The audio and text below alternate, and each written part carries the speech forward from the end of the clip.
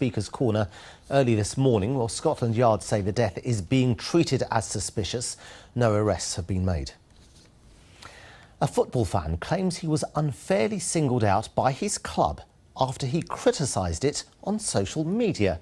Charlton Athletic wrote to the supporter telling him his season ticket would only be issued on condition he signs a contract promising to behave. Since then, the club says it has resolved the dispute amicably, but it still faces criticism for heavy-handed tactics, as Alex Bushell reports. Charlton Athletic isn't a happy place right now. Protests against the Belgian owner, Roland Duchâtelet, have included a mock funeral and balls and balloons being thrown onto the pitch. A new season now, a new start then? Not quite. Now, any die-hard fan would do anything for their club, but would you sign one of these, an agreed behavioural contract? This is the exact letter Charlton sent to one fan after he posted his anger at the club's owner and chief executive.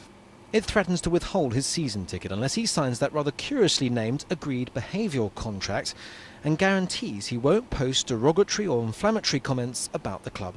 We used to be seen as a role model to other clubs, but now I think we're seen as a bit of a joke. Dave Lockwood has been the pitchside announcer here at the Valley for the last 24 seasons until he recently resigned in protest. He knows the fan involved and saw his tweets, which have since been deleted. While they did contain swear words, he says it's nothing more than you'd expect from a passionate but law-abiding fan. In short, nothing inciting hatred or violence. It was a sledgehammer to crack a walnut. It was bully boy tactics, it felt like. OK, it's only one letter, but for a football club to do that to a fan, what do they think is going to happen? It's gone viral today on Twitter, on social media, on Facebook. Everybody's tweeting it, and it's only, again, shown the club in a bad light. And would this contract even be binding, given every fan's right to freedom of expression? We asked a partner at a leading law firm. This was his blunt assessment. I think it's highly unlikely that this contract would stand up in court. It looks like a botched attempt at ensuring compliance from somebody who's saying things that are unwelcome from a club's perspective.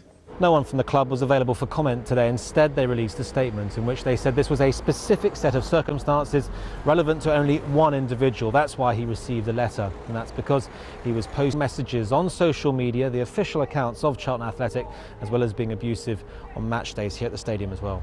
The club says as he apologised, the contract wasn't needed and the season ticket was released. Better together, certainly, but this is yet another example.